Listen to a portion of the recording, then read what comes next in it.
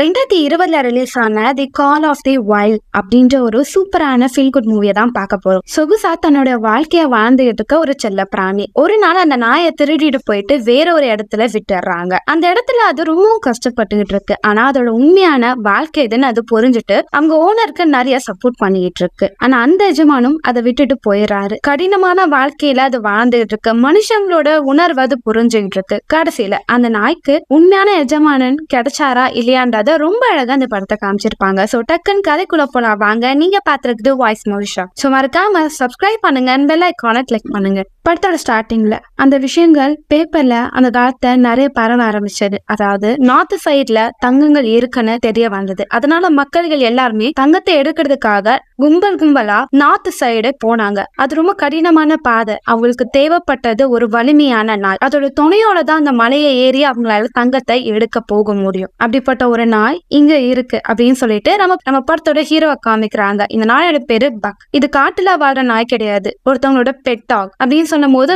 Buck போகுது. அந்த இருக்கிற எல்லாரோட பேப்பரும் தூக்கி போடுது. அங்க வந்து சாப்பாடை போடிக்கிட்டு ஒருத்தவங்க கடிக்கிற மாதிரி பயமுறுத்துது. ஆனா இது பார்க்கதான் டெரரா இருக்கும், ஆனா ரொம்ப சாதுவான நாய். இப்ப பக் அங்க பண்ற அட்டகாசத்தெல்லாம் ஒரு ஆள் பார்த்துட்டு இருக்கா. இப்ப நியூஸ் பேப்பர்ல நாய்கள் தேவை, நாயை கொண்டு வந்தா நிறைய பணம் தரும்ன்றத அவர் பார்த்திருப்பாரு. இப்ப அவங்க ஓனருக்கு ஒரு லெட்டர் வரத பார்த்த உடனே அந்த போஸ்ட்மேன் பின்னாடியே வேகமா துரத்திட்டே போகுது. அந்த வீட்டுல வேலை பாக்குறவங்களாம் பக் சும்மா இரு அப்படின்னும் போது சைலண்ட் ஆகுது. சரி உனக்கு காலையிலேயே வேலை சொல்றேன், போய் எஜமான எழுப்பு அப்படின்னும் போது அந்த வீட்டுக்குள்ள அது ஒரு குதிச்சுட்டு ஓடும். அந்த வீடியோ அப்படியே ஷேக் ஆக ஆரம்பிச்சிடும். ஏன்னா அதோட ஹைட்டும் வெயிட்டும் ரொம்பவும் பெரியசா. ஓனரோட பசங்க எல்லாரையும் அதை எழுப்பி விட்டுரும். அது மட்டும் இல்லாம வேகமா கிச்சன் பக்கம் போகும். அதோட சத்தத்தை கேட்ட உடனே கிச்சன்ல வேலை பாக்குற எல்லாருமே டேடே சாப்பாட்டை ஒழிச்சு வேடா, அவன் வந்துட்டான் அப்படின்றத சொல்றாங்க.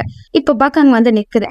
என்ன நீ வருவன்னு தெரியும், நாங்க எல்லாம் எடுத்து வச்சிட்டோம், கிச்சன் பார்க்கலாம், நீ வரக்கூடாது, வெளியே போ அப்படின்னு சொல்லிட்டு கதவு லாக் பண்ணிடுறாங்க. இப்ப ஓனரும் வராரு. பக் காலையிலேயே ஆரம்பிச்சிட்டியா, வெளியே போ அப்படின்னு சொல்லிட்டு வெளியே போய் விடுறாரு. ஆனா ஜன்னல் பக்கம் வருது. இந்த சைடு வருவேன்னு தெரியுது, திரும்ப உடைச்சிடாத இத, நான் நேத்தியே சொன்னலடா இன்னைக்கு ஒரு முக்கியமான ஒரு விஷயம் இருக்கு, நல்ல புள்ளியா இரு அப்படின்னு சொல்லும் போதே அங்க முயல் இருக்குத பார்த்து பக் வேகமா அந்த முயலை துரத்தி பிடிக்க ஓடுது. ஆனா அது ஒரு சந்துக்குள்ள போனதுனால முகத்திலேயே அடி வாங்கிடுது. சரி விருந்தெல்லாம் தடபுடலாம் இருக்கணும் அப்படின்னு சொல்றாங்க. என்னன்னா இந்த வீட்டோட ஓனருக்கு பர்த்டே, சோ செலிப்ரேட் பண்றதுக்காக எல்லா விதமான உணவையும் ரெடி பண்ணுவாங்க. சீக்கிரமா எடுத்து வச்சிருங்க, பக் வந்துட போறான் அப்படின்ட்டு எல்லாத்தையும் எடுத்து வச்சுட்டே இருக்காங்க. இப்ப போட்டோக்கு போஸ்ட் கொடுக்குறாங்க. இப்ப பக் அங்க வருது முப்பம் பிடிச்சிக்கிட்டே. இப்ப ஓனரோட பக்கத்துல ஒரு எலும்பு தொண்டை வச்சு நிக்குது. பக் எங்க இதை எடுத்த அப்படின்னு போது இப்ப பார்த்தா அரேஞ்ச் பண்ண எல்லா ஃபுட்டையும் அது நாஸ்டி பண்ணி வச்சிருக்கோம். ஆரம்பிச்சிட்டியா பக், ஏன்டா அப்படி பண்ற, எத்தனை வாட்டி தான் நான் உனக்கு சொல்றது, ஓனர் சொன்னா கேட்க மாட்டியா, உனக்கு இன்னைக்கு பனிஷ்மெண்ட், வெளியே இரு, இந்த இடத்துல நகரக்கூடாது அப்படின்னு சொல்லிட்டு ஓனர் கோவமா உள்ள போயிடுறாரு. இப்போ இடியெல்லாம் இடிக்குது, லைட் எல்லாம் ஆஃப் ஆகுது. பக்குக்கு கொஞ்சம் பயமா இருக்கு. இப்ப யாரும் பக்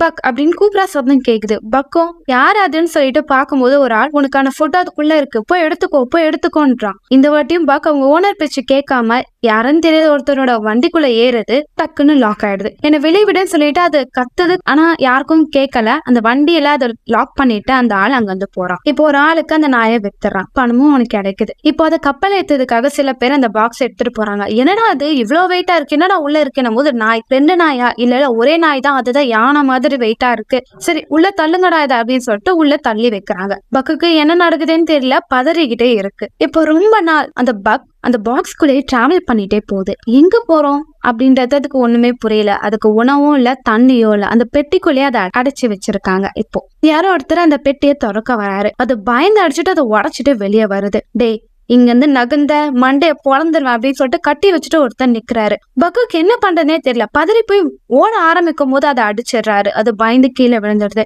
என்னை அடிச்சுட்டான்னு சொல்லிட்டு கடிக்க வருது. ஆனா அவரோட கட்டையை பார்த்தோன்னே அதுக்கு பயமா இருக்கு. இங்க பார், நான் தான் இப்போ உன்னோட முதலாளி, நான் சொல்றத மட்டும் தான் நீ கேட்கணும், அதை மீறி ஏதாவது செஞ்சேன்னா உன்னை அடிச்சு இங்கேயே புதைச்சிருவேன் அப்படின்னு சொல்லிட்டு அவர் மிரட்டும் போது அது பயந்து போய் வேற வழியே இல்லாம சாதுவா அங்கேயே இருக்குது. அந்த இடத்துல நிறைய நாய்களை பிடிச்சு வச்சிருக்காங்க. இப்போ பக்குக்கு உணவு தராங்க. பசியில தண்ணியும் உணவையும் சாப்பிட்டுக்கிட்டு இருக்கு. இங்க எப்படியாவது தப்பிக்கணும்னு யோசிச்சுக்கிட்டே இருக்கு. கரெக்டான டைமை பார்த்து கதவு உடைச்சிட்டு அங்க கட்டப்பட்ட கயிறை அவிழ்த்துட்டு வேகமா ஓடுது. எல்லாமே அதை பிடிக்க வராங்க. எல்லாரையும் தள்ளி விட்டுட்டு அந்த இடத்த இடிச்சு தள்ளி வெளியே ஓடி வருது. நம்ம தப்பிக்க போறோம் அப்படின்ற ஆர்வத்துல வந்து பார்த்தா பக் இருக்கிறது ஒரு பெரிய கப்பல். அது ஒரு தீவை நோக்கி போயிட்டு இருக்கு. அதுக்கு என்ன பண்றதுனே தெரியாது. இதெல்லாம் புதுசா இருக்கு. ஆனா அதுக்கு ஒரு விஷயம் புரிஞ்சிருக்கு. தன்னோட ஓனர் இருந்த இடத்த விட்டு நம்ம ரொம்ப தூரம் போறோம்ன்றது வேற வழியே இல்லைன்னு சொல்லிட்டு சைலண்டா அங்கேயே வேடிக்கை பார்த்துக்கிட்டு இருக்கு. இப்போ அந்த நகரத்துக்கு பக்க கூட்டிட்டு வராங்க. அங்க நிறைய பேரு நிறைய பொருளை ஏத்திட்டு போயிட்டோம் வந்துட்டோம் இருக்காங்க. அவங்க பார்க்க பக்குக்கு ரொம்ப வித்தியாசமா இருக்கு. அப்படியே பார்த்துட்டு போகும்போது இப்போ அதோட கால பனி படுது.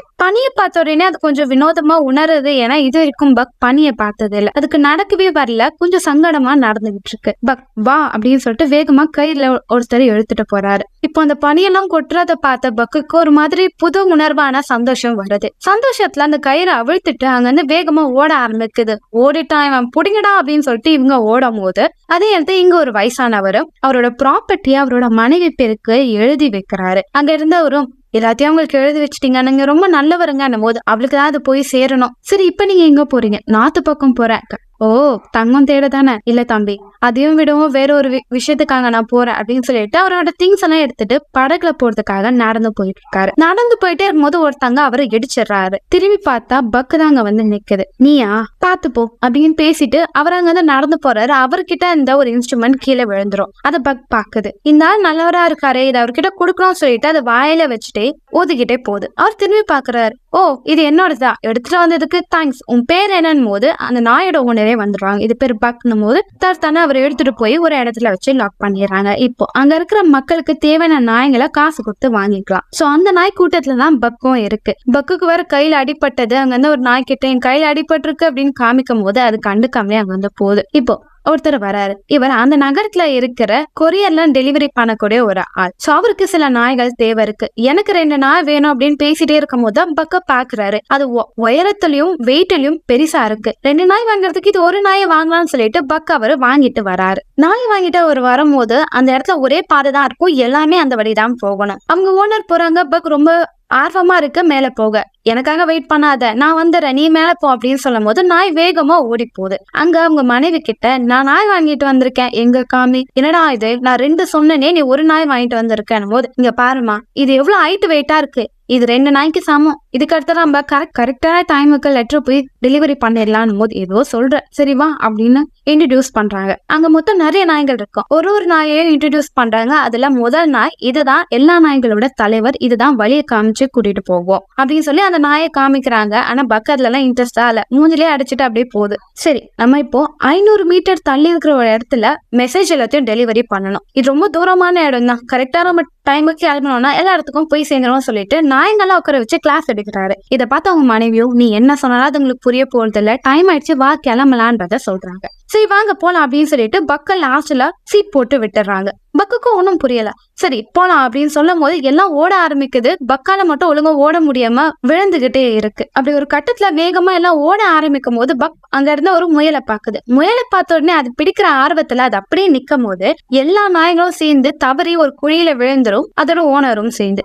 பக் நீ என்ன பண்ணிருக்கேன்னு பாத்தியா? சரி இது உன்னோட ஃபர்ஸ்ட் டைம், அதனால இந்த வாட்டி நான் விட்டுறேன். ஆனா கரெக்டா வாட்டி போகணும் அப்படின்னா ஓனர் பேசும்போது அவங்க மனைவி நீ என்ன சொன்னாலும் இது கேட்காதடா, நான் அப்பவே சொன்னேன் இது வேணான்னு, உன்னாலதான் இந்த நாய் இங்க கூட்டிட்டு வந்திருக்கோம், டைமுக்கு நம்ம எல்லாத்தையும் டெலிவரி பண்ணணும் அப்படின்னு சொல்றாங்க. சரி வாங்க பயணத்தை ஆரம்பிக்கலாம் அப்படின்னு சொல்லிட்டு திரும்ப எல்லாருமே போக ஆரம்பிக்கிறாங்க. அப்படி போகும்போது பக் ரொம்பவும் டயர்ட் ஆயிடுது. என்னடா இது இவ்வளவு ஸ்ட்ராங்கா இருக்குன்னு சொன்னா பத்தியா, மத்த நாயை விட இது ரொம்ப டயர்ட் ஆயிடுச்சு போது இதுதான் புது இடம் போல, பழகிக்கோ அப்படின்னு சொல்லிட்டு எல்லாம் நைட்டு ரெஸ்ட் எடுக்கிறாங்க. பக்குக்கு ரொம்ப குளிருது, அதால வெளியே அதிகமா இருக்க முடியாது. அதுக்கு ஷெல்டர் தேவைப்படும். இப்போ ஓனரோட கேம்புக்குள்ளேயே போகுது. ஓனரோட மனைவியை வெளியே தள்ளி விட்டுடுது. டேய் நீ எல்லாம் உள்ள வரக்கூடாது, வெளியே போ அப்படின்னு சொல்லிட்டு அவங்க தள்ளி விட்டுறாங்க. குளிருது, என்ன பண்றது தெரியாம அப்படியே நடந்து போகுது. இப்போ பக்குக்கு முன்னாடி ஒரு பெரிய கருப்பு கலர் ஓநாய பாக்குது. அதை பார்த்து அது பயந்து போகுது. திரும்பி பார்த்தா அது இல்லாம போயிடுது. இப்ப எல்லா நாய்களும் பனியெல்லாம் தோண்டி அதுக்குள்ள தூங்கிட்டு இருக்காங்க. அதே மாதிரி பக்கும் பண்ணி தூங்கிட்டு இருக்கு. இப்ப அடுத்த நாள் காலையில எல்லா நாய்களும் சீக்கிரமா எழுந்துக்குது. பக்கு மட்டும் லேட்டா எழுந்துக்குது. போலாம் வாங்க அப்படின்னு சொல்லிட்டு ஓனர் எல்லாரையும் ஸ்பெல்ஸ் எல்லாம் போட்டுட்டு ரெடியா ஸ்டார்ட் பண்ண சொல்றாங்க. இப்போ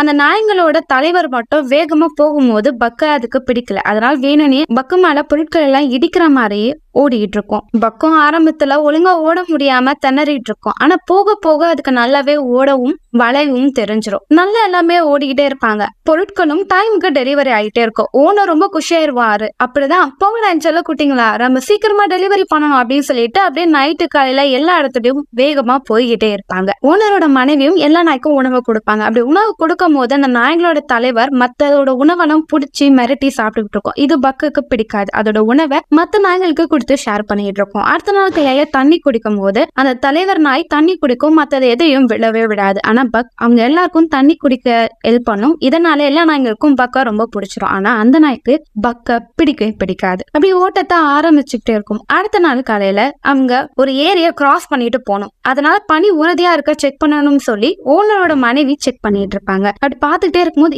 இருங்க வராதிங்க, இந்த இடம் கொஞ்சம் மெல்லிசா இருக்கு, நான் பாத்துக்கிறேன்னு சொல்லும் போது அவங்க தவறி உள்ள விழுந்துருவாங்க. உள்ள விழுந்த பிறகு அவங்களால வெளியே வர முடியாம திணறுவாங்க. அவங்க கணவர் அவங்கள காப்பாத்த போகும்போது இதை பார்த்த பக் நான் அவங்கள காப்பாத்துறேன்னு சொல்லி டக்குன்னு தண்ணிக்குள்ளேயே குதிச்சிரும். அவங்கள கரெக்டா வெளியே இழுத்துட்டு வந்துடும். ஆனா அது உள்ள மாட்டிக்கும். இப்போ அதனால வெளியே வர முடியாம ஓடிக்கிட்டே இருக்கும். ஆனா அதுக்கு முன்னாடி இப்போ ஒரு கருப்பு கலர் ஓனாய் தெரியுது. ஓனரும் பக் உன்னை காப்பாத்துவேன், உன்னை நான் விட மாட்டேன்னு சொல்லிட்டு கட்டையை வச்சு கத்தையெல்லாம் வச்சு குத்த ட்ரை பண்ணுவாரு. ஆனா அவரால் ஒன்னும் பண்ண முடியல. வேற ஏதாவது உறுதியான பொருள் இருக்கான போது ஒரு கட்டை வரும், அந்த கட்டையை உடைப்பார். இது கட்டை யாரு கொடுத்தது? திரும்பி பார்த்தா பக்கு தான் வந்து நிற்கும். பக் நீயா, உனக்கு ஏதாவது ஆயிக்கோ, நான் பயந்தா போயிட்டேன்னு சொல்லிட்டு கட்டி பிடிச்சுப்பாரு. இப்ப நைட்டு அவங்க மனைவியும் இது வரைக்கும் நீ அழுது நான் பார்த்ததே இல்லை, நீ அவ்வளவு சீக்கிரத்தை யாருக்கிட்டையும் அட்டாச் ஆக மாட்டேன், உனக்கு இந்த நாய் அவ்வளவு பிடிச்சிருக்கு போலன்னு போது நான் அதை சாச்சா நானும் அழுக மாட்டேனே, அது கண்ணு வைத்துருச்சு அதனாலதான் அப்படின்னு சொல்லிட்டு அவர் அங்க வந்து போயிடுறாரு. இப்போ அவங்க மனைவியும் அந்த நாய்கிட்ட என் கணவர் அவ்வளவு சீக்கிரத்தை யாரும் நம்ப மாட்டார், ஆனா உன்னை நம்பி இருக்காரு, இப்ப எனக்கும் மேல நம்பிக்கை வந்துருச்சுன்னு சொல்லிட்டு ஒரு கறி துண்டை போட்டுட்டு அவங்க அங்க வந்து போறாங்க. இதை பார்த்து பக்கும் குஷியாயி சாப்பிட்டுக்கிட்டு இருக்கு. ஆனா அங்க இருக்கிற ஒரு நாய்க்கு பக் பண்றது பிடிக்கல. அதுவும் ஓனர் பக்குக்கு இம்பார்ட்டன்ட் தரது அதுக்கு சுத்தமா பிடிக்கல. இப்ப பக் தூங்கிட்டே இருக்கும் போது முன்னாடி ஒரு முயலை பாக்குது. அந்த முயலை பார்த்த உடனே வேட்டையாடணும்னு சொல்லிட்டு வேகமா ஓடி போய் இப்படியே அந்த முயலை பிடிச்சது. ஆனா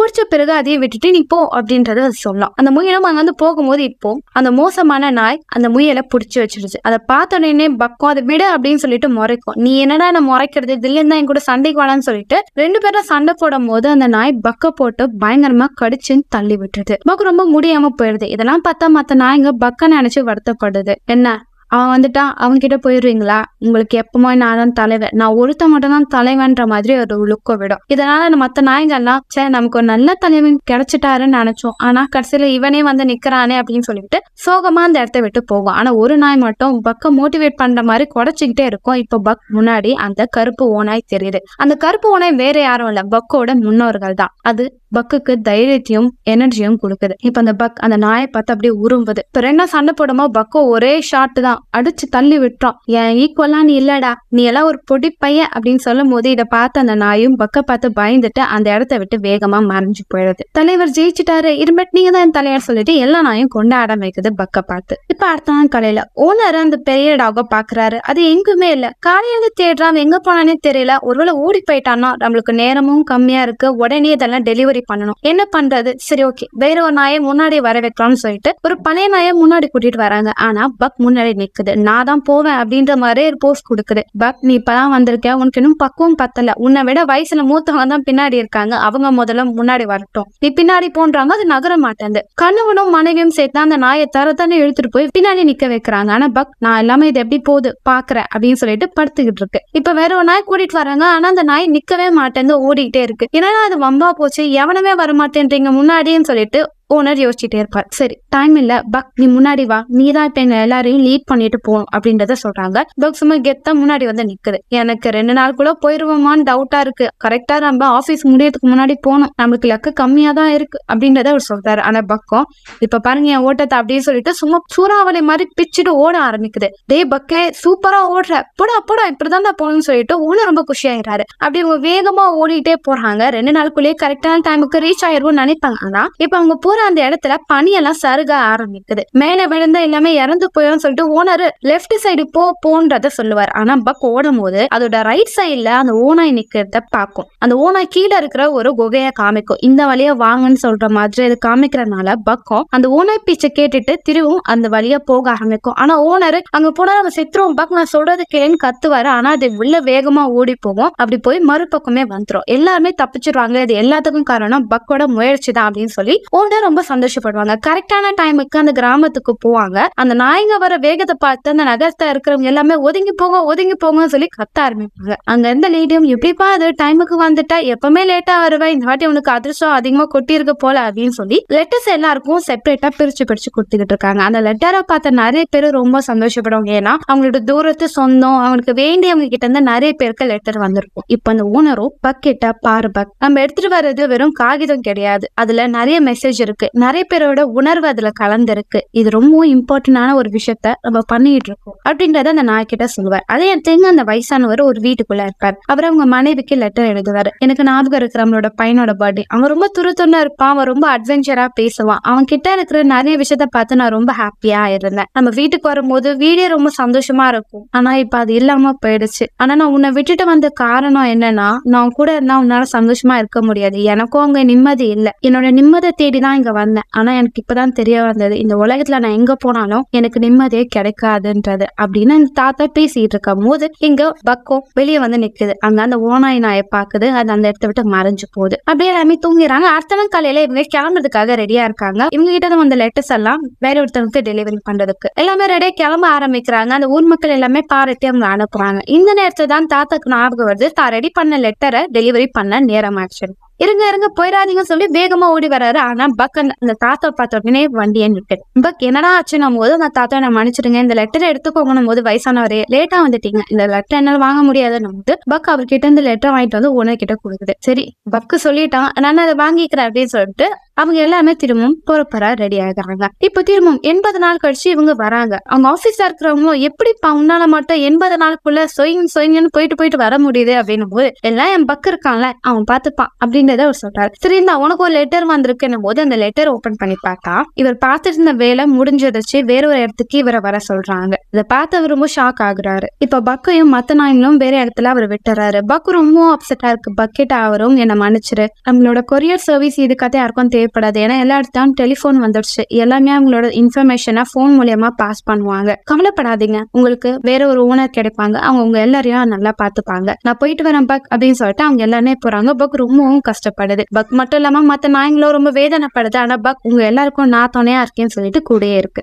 இப்போ சில நாட்கள் கழிச்சு அந்த நாய்களை கூட்டிட்டு போறதுக்காக வேற ஒரு ஓனர் வராரு. அவரை பார்த்தோன்னே அங்க இருந்து ஒரு நாய் குலைக்க ஆரம்பிக்குது. ஏன்னா அதுக்கு தெரியுது இவன் நல்லவனே இல்லைன்றது. ஆனா என்ன பண்றது, காசு கொடுத்தனால எல்லா நாயும் அவர்கிட்ட கொடுத்துறாங்க. அவரும் இங்க நாத்து பக்கம் தங்க எடுக்கிறதுக்காக அவங்க ஃபேமிலி எல்லாம் கூட்டிட்டு வந்திருப்பாரு. அந்த பொருள் எல்லாம் இழுக்கிறதுக்காக எல்லா நாயும் கட்டி வச்சிருப்பாங்க. ஆனா அந்த நாய்களால இழுக்கவே முடியாது. அந்த ஓனரோட மனைவியும் என்னடா நாயை வாங்கி வச்சிருக்க, எல்லாமே வேஸ்ட் போலயே, நகரவே மாட்டேன் அப்படின்னு சொல்லும் போது அவங்க மச்சான் கேட்ட இந்தடா கட்டை எடுத்து அடி, அப்பதான் எல்லாம் ஓட ஆரம்பிக்கும் போது இப்ப அந்த வயசானார் வந்துடுறாரு. அடிக்காதீங்க, அதுங்கெல்லாம் நல்ல நாய்ங்க, சொன்ன எல்லாமே கேட்டுக்கும், இருங்க நான் பாக்குறேன் போது இங்க பாருங்க உங்களோட வண்டியும் பனிலையும் மாட்டிக்கிச்சு, அதான் இது நகராம இருக்கு, கொடுங்க நான் உங்களுக்கு ஹெல்ப் பண்ணேன்னு சொல்லிட்டு எல்லாமே பண்ணுவாரு. இப்ப அவரும் நீங்க தங்கத்தை தேடிதானே நாத்து பக்கம் போறீங்க, உங்ககிட்ட ஒரு முக்கியமான விஷயம் சொல்லணும், இப்ப பனி எல்லாம் உருக ஆரம்பிக்குது, கண்டிப்பா நீங்க ஏரியை தாண்டி தான் போவீங்க, அந்த வழியா நாய்களும் இந்த பொருட்களும் போறது சேஃப் கிடையாது, கொஞ்ச நாள் வெயிட் பண்ணுங்களேன், அதுக்கடுத்து நீங்க நாத்து பக்கம் போனீங்கன்னா உங்களுக்கு போற வழி ஸ்மூத்தா இருக்கும் போது அதெல்லாம் இல்ல, நாங்க வந்து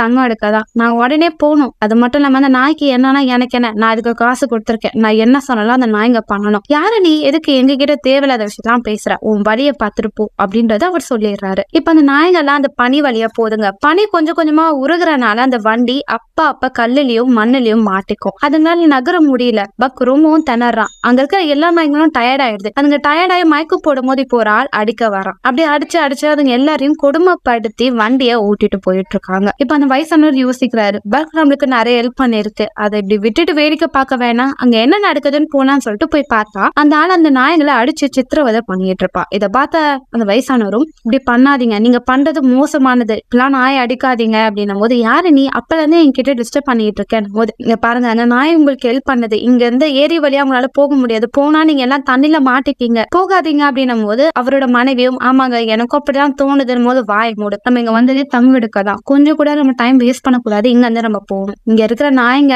எப்படி அடிச்சா எப்படி ஓடணும்னு எனக்கு தெரியும் அப்படின்னு சொல்லும் போது வயசானவர் பக்கு மட்டும் காப்பாத்திடுறாரு. ஆனா மத்த நாய்களுக்கு வேற வழியில ஓனர் சொன்னதை கேட்டுதான் ஆகணும்னு சொல்லிட்டு அவர் சொல்ற மாதிரி அதுங்க நடந்து போகுது. பக் ரொம்ப மயக்கத்துல இருக்கனால அவர் வீட்டுக்கு கூட்டிட்டு வந்தாரு. ரொம்ப நாளா பக் தூக்கிக்கிட்டே இருக்கு. இப்ப நைட் அந்த வயசான உட்காந்துட்டே இருக்கும்போது பக் வருது. முடிச்சிட்டியா, நீ 2 நாளா தூக்கத்துல இருந்தேன்னும் போது மத்த நாய்கெல்லாம் காணோம்னு தேடி தவிச்சுட்டு அது ஓட ஆரம்பிக்குது. அவங்க எல்லாம் போயிட்டாங்க, மழை தேடி அவங்களை கண்டுபிடிக்க முடியாது. பக் நீ ரொம்ப கஷ்டத்துல இருந்தா அதான் உன்னை இங்க கூட்டிட்டு வந்துட்டேன். ஆனா எனக்கு உன்னை வச்சு என்ன பண்றதுன்னு தெரியல. உனக்கு பிடிச்சா இங்க இரு, இல்லன்னா நீ எங்க போகணும்னு நினைக்கிறியோ அங்க போ. நான் வேலை விஷயமா வெளியே போனேன்னு சொல்லிட்டு அவரு ஒரு பாருக்குள்ள போய் பயங்கரமா குடிக்க ஆரம்பிக்கிறாரு. பக்கம் ரொம்ப நேரம் அங்க இருக்கு. இப்போ அவர் தானே கரண்ட் ஓனரு, அவனை நான் பாத்துக்கணும்னு சொல்லிட்டு அவரை தேடி கடைக்குள்ள போகுது. அந்த மோசமானவன் அந்த வயசானவர் போட்டு பயங்கரமா அடிக்கிறான். எல்லாம் முன்னாலதான்டா, நீ சொன்ன மாதிரியே எல்லாம் பழிச்சிடுச்சு, தண்ணியில எல்லாம் மூழ்கியும் ஓடி போயிடுச்சுங்க, எல்லாத்தையும் காரணம் நீதான் அப்படின்னு சொல்லிட்டு அந்த வயசானவர் போட்டு பயங்கரமா அடிக்க ஆரம்பிப்பான். இதனால பக்க கோவம் வந்து அந்த ஆளை போட்டு பயங்கரமா கடிக்க போகும். ஆனா அங்க எல்லாம் பிடிச்சு வச்சுப்பாங்க. இப்ப அந்த கிராமத்துல ஒரு பெரியவர் இருப்பார். அவரை என்ன சத்தம், இங்க என்ன நடக்குதுன்னும் போது அந்த வயசானவர் இவன் தான் முதல்ல என்ன அடிச்சான், இவன் நாயெல்லாம் கொடுமை பத்துறான், இவன் நல்லவனே இல்ல அப்படின்னு சொல்லும் போது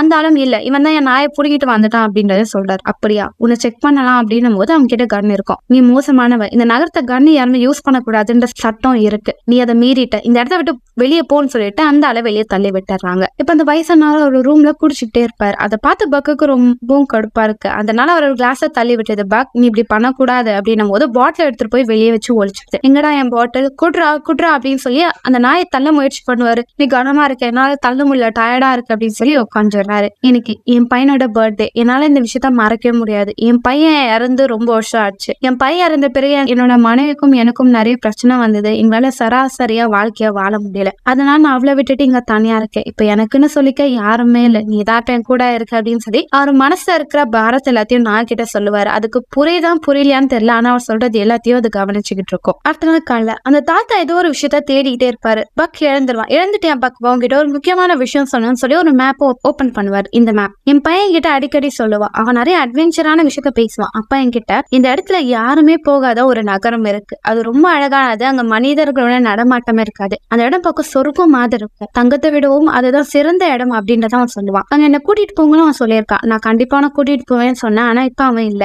ஆனா அந்த இடத்துக்கு நம்ம போய் பார்க்கணும், போலாம், நம்ம பயணத்தை ஆரம்பிக்கலாமா போது கண்டிப்பா போலாம் அப்படின்றத அந்த நாய் சொல்லும். இப்ப அவர் அந்த மேப்ல என்ன சொல்வார்னா, இது வரைக்கும் தான் வழி இருக்கு, ஆனா இதுக்கு அடுத்தது எங்க போகணும்னு என் பையன் கேட்கும் போது அவன் மேப் விட்டு வெளியே ஒரு விஷயத்த வரைஞ்சு காமிச்சான். வாரம் எப்படி இருக்குன்னு போய் பார்க்கலாம்னு சொல்லிட்டு இவங்க அவங்க பயணத்தை ஆரம்பிக்கிறாங்க. அப்படி படகுல போகும்போது ரொம்ப குஷியா பக்கும் பார்த்துட்டே வருது. நைட்டு ஒரு இடத்த தங்குறாங்க. அவருக்கு நாய் கூட அவ்வளவா அட்டாச் இல்ல, அதனால அவர் தனியா படுத்துக்கிறார். பக்கனும் கூட வரேன்னு போது சேவா அப்படின்னு சொல்லிட்டு நாய் கூட கொஞ்சம் கொஞ்சமா அட்டாச் ஆகிட்டே இருக்காரு. இப்போ அந்த கெட்டவன் அந்த வயசானவரோட வீட்டுக்கு வரான். வீட்டுல மேப் இருக்கதான் பாக்குறான். கண்டிப்பா இது புதையில தேடி போகக்கூடிய வழியாதான் இருக்கும், அந்த கிழமை அங்கதான் போயிருப்பான், அவன் போற இடத்த கண்டுபிடிச்சு நம்ம புதையில ஆட்டைய போட்டலாம்னு சொல்லிட்டு அந்த மேப் இருக்கிற லொகேஷன் பார்த்துட்டு அந்த வழியோட அங்க வரான். அந்த வயசானவரும் பக்கும் படகுல போயிட்டே இருக்கும் போது அங்க சின்னதா ஒரு சரிவு மாதிரி இருக்கும், பயந்துருவாங்க. ஆனா அது ரொம்ப ஆழமா போகாது. அப்படி படகுல போயிட்டே இருக்கும்போது இப்ப படகுல ஓட்ட வர ஆரம்பிச்சிடும். பக் இது கத்திரமா நடந்துதான் போலாம், சரிவா போலான்னு சொல்லிட்டு நடந்து போங்க. கடைசியில அவங்க ஆசைப்பட்ட அந்த இடத்துக்கு போயிடுவாங்க. ஆனா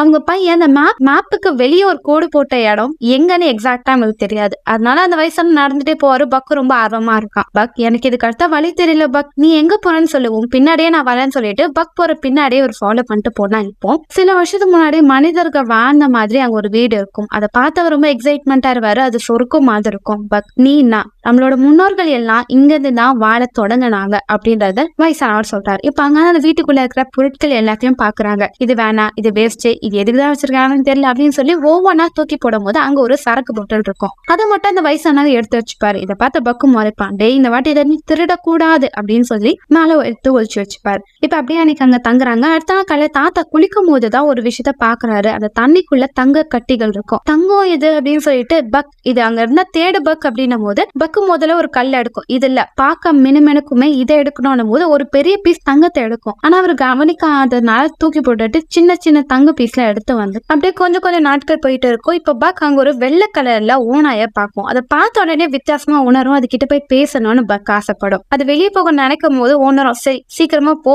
ஆனா இருட்டுறதுக்குள்ள வந்துடணும் போது அது அந்த நாய் கூட ஃப்ரெண்ட் அவர் ட்ரை பண்ணும். ஆனா அதை பக்க பார்த்த உடனே வினோதமா பார்த்துட்டு அந்த இடத்த விட்டு போயிடும். அடுத்த நாள் நைட்டு பக்குக்கு கொஞ்சம் வித்தியாசமான உணர்வா இருக்கும். ஓனைங்க கத்து பக்கத்துல சத்தம் எல்லாம் அதுக்கு வித்தியாசமா தெரியும். பக் நீ ஒன்னும் பயப்படாத, இவங்கெல்லாம் உன்னோட முன்னோர்கள் தான், உன் ஜென்ரேஷன் ஆட்கள் தான் இவங்க அப்படின்னு சொல்லிட்டு இருப்பாரு. அப்படியே கொஞ்சம் நாட்கள் போயிட்டே இருக்கும். இப்ப அந்த வயசான ஒரு டைரியில எழுதுவாரு. போக போக பக்கோட ஆக்டிவிட்டி மாறிக்கிட்டே இருந்தது. அது அதிகமா வெளியே சுத்த ஆரம்பிச்சது. ஆனாலும் என் மேல அதோட அன்பு குறையவே இல்லை. எப்பவுமே வெளியே போய் ஏதாவது உணவு எடுத்துட்டு வந்து என் கூட கொடுக்கும். நாங்க 2 பேரும் நைட்டு ஒன்னாதான் சாப்பிடுவோம், ஒன்னாதான் தூங்குவோம் அப்படின்றத அவர் எழுதுறாரு. இப்போ ஒரு நாள் அதனால ஓநாய்கள் வேட்டையாடும் போது அதுல ஒரு ஓநாய் தண்ணியில அடிச்சுட்டு போக ஆரம்பிக்கும். இதை பார்த்த பக் அதுக்கு உதவி பண்ணும். இதை பார்த்த அந்த வெள்ளை ஓநாய் பக்கோட காதல்ல விழுந்துரும். அப்படியே பக் அந்த ஓநாய்களும் நைட் ஆனா வெளியே சுத்தம் ஜாலியா என்ஜாய் பண்ணிட்டு இருக்கும். அப்படி ஒரு நாள் அதுக்கு ஆப்போசிட்ல ஒரு கரடி இருக்கும். அதை பார்த்த பக் பயந்துட்டு ஆப்போசிட்ல ஓடி போயிடும். இப்ப கொஞ்சமா பக்கோட நேரங்கள் வயசானவர்கிட்ட குறைஞ்சிக்கிட்டே இருக்கு. பக் ஒழுங்கா வரமாட்டான்ற, என்ன மறந்துட்டானோ, அவனோட இனத்தோட சேர்ந்துட்டானோ நினைப்பாரு. பக் அந்த ஓநாய்கள் கூட்டத்தோட விளையாடிட்டு இருக்கோம். நைட் ஆன உடனே எஜமான் கிட்ட போனோம்னு சொல்லி வேகமா ஓடி வரும். அவரும் பக் இப்பெல்லாம் நீ என் கூட டைம் ஸ்பெண்ட் பண்ண மாட்டேன்டா, எப்ப பார்த்தாலும் அவங்க கூட இருக்க, நான் திரும்பவும் லோன்லியா ஃபீல் பண்ண ஆரம்பிச்சிட்டேன் அப்படின்னு சொல்லி பேசிட்டு இருப்பாரு. அடுத்த நாள் காலை சரி இங்க இருந்தது போதும், நான் திரும்ப நம்ம நகரத்துக்கு போலாம்னு நினைக்கிறேன் அப்படின்ற மாதிரி அவர் பேசும்போது அதுக்கு கோவம் வந்துடும். அவரோட கேப் எடுத்துட்டு அது ஓட ஆரம்பிக்கும். பக் கேப்பை கூட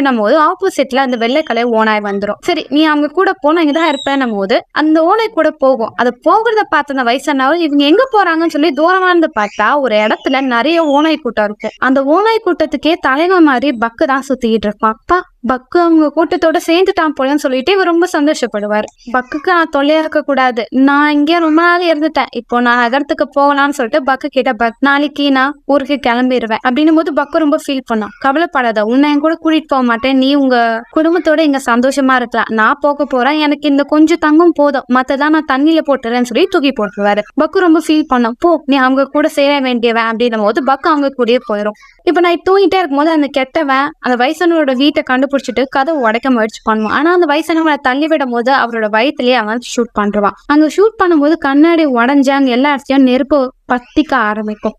இந்த சத்தத்துல கேட்டவனே பக்குக்கு நம்ம எஜமானுக்கு எதோ ஆயிடுச்சு தெரிஞ்சுட்டு வேகமா பாஞ்சு வந்து அந்த கெட்டவனை கடிச்சு தள்ளி விட்டுரும். இப்ப அவன் கட்டையை எடுப்பான். அந்த கட்டையை பார்த்தோன்னே பக்குக்குள்ள ஒரு பயம் இருக்கு. இந்த கட்டையை வச்சுதான் என்ன முதல்ல ஒருத்தன் அடிச்சான்னு சொல்லி பயப்படும். ஆனா இப்போ அது பழைய பக்கு கிடையாது. கட்டை எடுதா நான் பயந்துருவேனா அப்படின்னு சொல்லிட்டு அவனோட கையை கடிச்சு கொதறி அவனை அந்த நெருப்புக்குள்ளேயே தள்ளி விட்டுரும். அந்த வீட்டுக்குள்ளே விழுந்து எரிஞ்சு செத்து போயிடுவான். இப்ப அந்த வயசானவன் முடியாம இருப்பாரு. அவர்கிட்ட அந்த பக்கு போகும். கிட்ட போய் நிற்கும். அந்த வயசானவன் அந்த பக்க பார்ப்பாரு. எனக்கு தெரியும் நீ என் கிட்ட வருவேன்னு, நீ ரொம்ப நல்ல வேண்டாம், இப்போ நீ இருக்கிறது உன் வீடு, நீங்க நிரந்தரமா இருக்கலாம் அப்படின்னு சொல்லி பேசிட்டே அவரை இறந்து போயிடுறாரு. இதெல்லாம் பார்த்து பக்கு ரொம்ப சோகமா இருக்கு. இப்போ அந்த வெள்ளை கலர் ஓனாய் வந்து பக்க சமாதானப்படுத்தி கூட்டிட்டு போயிடுது. இப்போ அதோட வாழ்க்கைய அந்த காட்டுக்குள்ள மத்த ஓனைகள் கூட வாழ ஆரம்பிக்கு. சில வருஷங்கள் கழிச்சு வேட்டையாட அப்பப்பா அது மலையை விட்டு கீழே இறங்கி விடும். அப்போ பக் அந்த வீட்டை பார்க்கும் போது அவரோட எஜமானோட ஞாபகம் வரும். இப்ப அதுக்கு நிறைய குட்டிங்களும் இருக்கும். அந்த குட்டிங்களும் அங்க இருக்கிற ஓனாய்களுக்கும் அதுதான் உணவை தேடி கொடுக்கும். அப்படி பயங்கரமா அது வேட்டையாடும் போது ஆப்போசிட்ல ஒரு கரடி இருக்கும். எப்பவுமே அந்த கரடியை பார்த்து பக்கு பயப்படும். ஆனா இந்த வாட்டி பயப்படல. அது கிட்ட போய் நின்று ஒரு பயங்கரமா ஒரு கொலைக்குது. அது ஓடியே போயிருது. இப்போ பக்குக்கு எந்த ஒரு எஜமானனும் தேவையில்லை. ஏன்னா இப்போ மொத்த காட்டுக்குள்ள இருக்கிற ஓனாய்க்கும் தலைவன் பக்கு தான். ஆனா பக்குவோட பேரை யாராவது மனுஷங்க கூப்பிட்டாங்கன்னா கண்டிப்பா அவங்கள அது எஜமானனா ஏத்துக்க தயங்காது. அப்படிப்பட்டதான் நம்ம பக் அப்படின்னு சொல்லி இந்த படத்தை முடிக்கிறாங்க. சோ எப்படின்னு மக்களை படம் உங்களுக்கு பிடிச்சிருக்கும்னு நினைக்கிறேன். அடுத்த ஒரு சுவாரஸ்யமான படத்துல நான் உங்களை சந்திக்க வரேன். Until then, bye bye.